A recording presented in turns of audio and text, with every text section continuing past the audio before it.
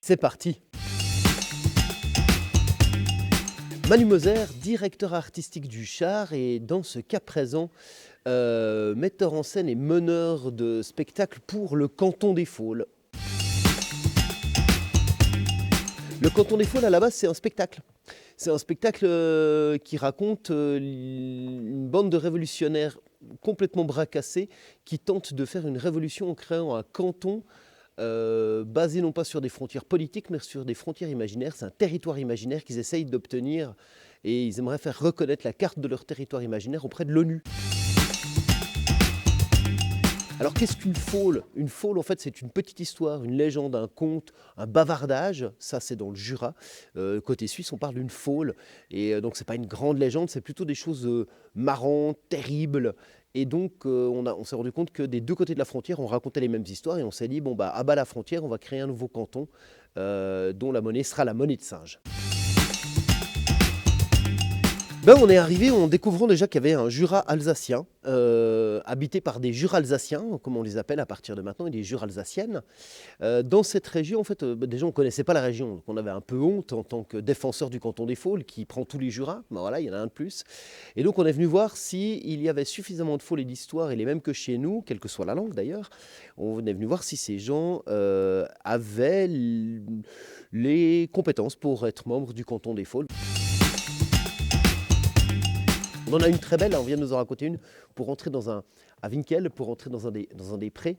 À l'époque, ça commence à dater, les gens qui entraient dans le pré, plutôt que faire un grand détour, ils passaient à travers une maison. C'était le seul moyen d'entrer dedans. Et le gars qui tenait la maison, il en avait un peu marre. Alors ce qu'il fait, c'est qu'il servait un coup à boire aux gens qui passaient. Et donc du coup, il a créé un péage en échange d'un verre de rouge ou de blanc. Donc les mecs s'arrêtaient, ils posaient leur serpette dans le mur, plat, ils buvaient un coup, ils payaient leur coupe, ils allaient dans le champ. C'était un péage contre alcool. Et donc il reste encore une paroi totalement taillée par les serpettes qui étaient plantées dedans. Et ben, pour partager leurs faules, leurs histoires, leurs bavardages, les histoires de village, c'est très simple. On peut par exemple les raconter à Radio Quetch, avec qui on bosse main dans la main depuis, et oreille dans l'oreille, je dirais, depuis un moment. C'est nos pisteurs sur le territoire, ils le connaissent bien.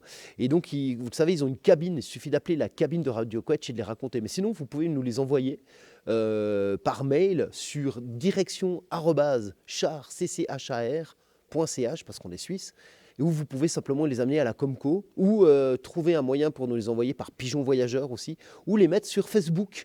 On a un Facebook qui s'appelle Le Canton des Faules, on a une page, sinon la page du Char, le CCHAR. Le Char, si jamais, c'est le centre de compétences et de création helvétique des arts de la rue.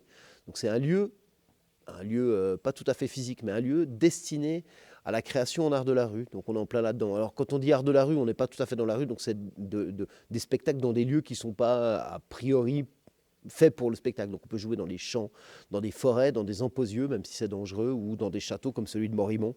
On espère bien aller y jouer d'ailleurs.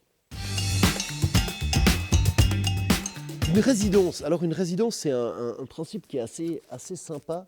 C'est-à-dire qu'une région, une ville, un lieu accueille des artistes pour travailler. Donc le principe d'une résidence, c'est qu'on vient en résidence quelque part, donc on dort sur place, on mange sur place et on travaille sur place. Alors c'est tout l'intérêt notamment de notre travail, c'est-à-dire le fait que nous on vienne ici, on espère toujours que notre présence donne envie aux gens de nous raconter leur histoire. Ces histoires qui semblent banales ou qu'on se dit qu'elles ne sont pas intéressantes ou que c'est l'histoire du petit enfant du Christ, là, le Père Noël local, qui est en fait la fille du Christ, j'ai eu plusieurs versions, qui était plus important que le Père Noël à l'époque. Et ce personnage a un peu disparu, alors que c'est une histoire géniale d'imaginer c'est autre chose que le Père Noël. C'est pas le Père Noël de Coca-Cola. Vous aviez un personnage qui vous appartient ici. Alors on a de la chance parce qu'on a été invité en France, ici dans le Sungo pour travailler. Pour ça, on a eu des financements, parce que il faut quand même qu'on paye nos factures de téléphone. Et pour ça, on a la Comco Sungo qui nous aide, qui vient nous aider directement, mais pas simplement financièrement, qui viennent nous donner des ressources, des gens à les rencontrer, des idées. La collectivité européenne d'Alsace, pardon, je suis suisse et moi, les trucs européens, on n'est pas très fort là-dedans. Bref, tous ces gens, ils ont trouvé des moyens pour nous aider. Moi, je trouve ça, ça me touche que tout d'un coup des gens aillent chercher cet argent-là. Pour nous, une des questions, c'est comment on transmet et comment on fait profiter aussi les gens du coin de ça, comment cet argent, elle continue à circuler dans la région. La résidence, c'est là aussi ça qui est intéressant, c'est qu'on reçoit de l'argent, mais du coup, cet argent, on va le dépenser ici, on va aller dans les magasins, on va acheter on va faire des affiches ici. Donc c'est aussi cette question d'une économie solidaire dans une région, quelque chose qui tourne, qui reste sur place. Il y a certainement des lieux de folie, des lieux magiques, des lieux étranges, des lieux qui racontent quelque chose. Il y en a forcément, on en a déjà trouvé un ou deux.